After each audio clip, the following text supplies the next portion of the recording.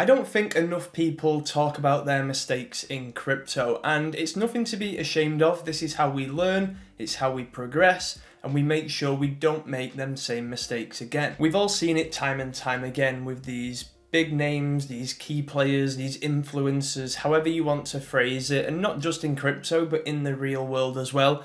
We have a tendency as humans to only share our biggest wins, but not to share publicly our biggest losses. But that's exactly what I am going to be doing in today's video. I'm going to be sharing the biggest mistake that I have made in crypto this cycle, and I'm sure it will be relatable for many of you guys as well. It's going to hold me accountable so I don't make the same mistake again, but hopefully some of you guys can learn from my mistakes as well. So my mistake is all to do with taking profits, but for context, let me tell you how it went down for me in 2021. I had an exit plan in 2021. It was a very simple exit plan, but it did work out just fine.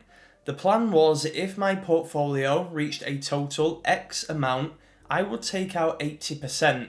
And I don't mean just to stables, I mean withdraw to the bank and really realise the money that I have made. And with the remaining 20%, I left that in crypto, so I still had decent exposure to the markets. My plan here was never to try and time the top of the market. This actually happened in April of 2021, way before we seen the final rally in November. So I did sell very early in hindsight, but it was all about securing those life-changing gains. And I think I actually sold a good chunk of Ethereum at around 2k way before it ran up to around 5k. But selling early didn't matter. I had secured those life-changing gains, I had reached my targets, and ultimately I was happy with what I achieved in the cycle.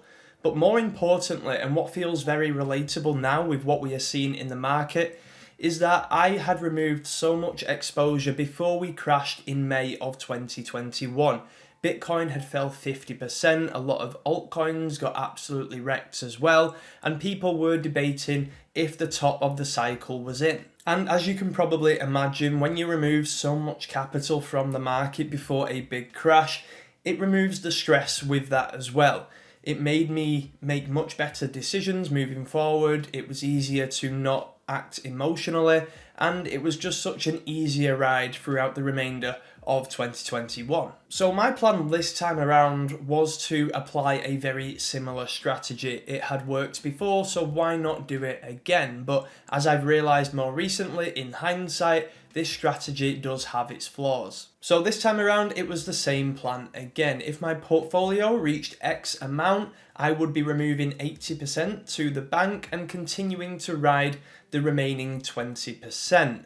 And the reason for that was to ensure that I wasn't sidelined if the market did continue to go up. And rather recently in December, things were going very well. I was around a 50% increase from reaching this goal. So not even a 2x, and I would have been home and dry. You've probably guessed what happened next. That's right, I didn't reach my goal, and I've held a lot of these bags all the way back down. So the big question is, what is the lesson here? How do we and I avoid making this same mistake again moving forward? And very simply put, the answer is taking profits on the way up. It's kind of funny because I do this anyway with my trades. When I'm trading in positions, I'm in and out, I'm taking profits, but with my long-term bags, it's a very different mentality.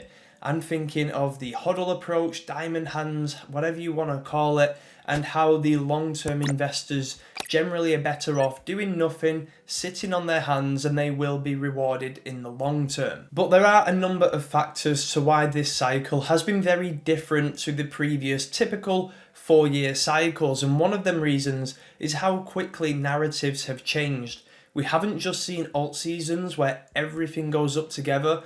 You've seen AI season, meme coin season, even more specifically cat season, AI agent season, and this is just a chunk of coins in the same sector or narrative pumping together at once, whilst the rest of the market, the rest of the altcoins, don't really do much. And this specifically is a great example of why having the ability to take profits regularly, to scale out of positions on the way up is so effective. Because when we see these small narratives or sectors popping off and outperforming the market, you are taking profit on the way up. So when the music does stop and the plug is pulled, you have something to show for it and you are not riding them bags all the way back down to zero. And I'll be honest, the fact that I'm still holding some of these meme coin bags right now is actually quite laughable in hindsight. But I've said it before and I will say it again. I don't think this cycle is over, more specifically for the long-term holders. And if you are holding good, solid utility plays that are going to stand the test of time, then I think you're going to be okay, again, in the long term. However, if you are just holding a portfolio of meme coins, I do believe the majority of them are going to slowly trend to zero. And just for clarity with what I am doing with my positions right now, I am not selling. I do believe we are going to be closer to a bottom than we are a top, even if the next couple of months continue to be pretty rough for the markets. So what I have done is repositioned my portfolio. I've cut some positions of coins that I don't think are going to stand the test of time, mostly meme coins, but I've reallocated them funds into projects that I believe will still be here in the long term and thriving. But the one important takeaway from this video, in my opinion, is first and foremost to have an exit strategy. Don't just wing it, because when you get there, you will continue to hold and you will probably fumble the bag. So have an exit strategy, but don't just have one take profit target point. Have multiple, ladder out. It could be different amounts. So if your portfolio reaches X and then it doubles from there, that could work for you. Maybe it's just on a daily, weekly, monthly basis you take out X%.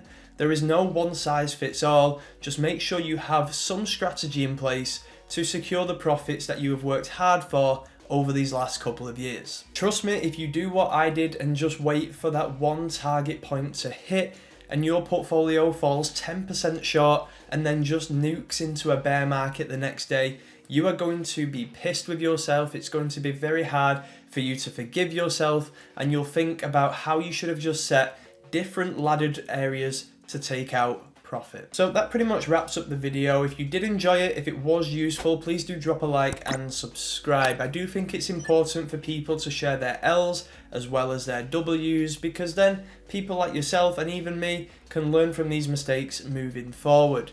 In the meantime, please do trade safe, please do invest safe. It is a rough market out there, but I will catch you in the next one.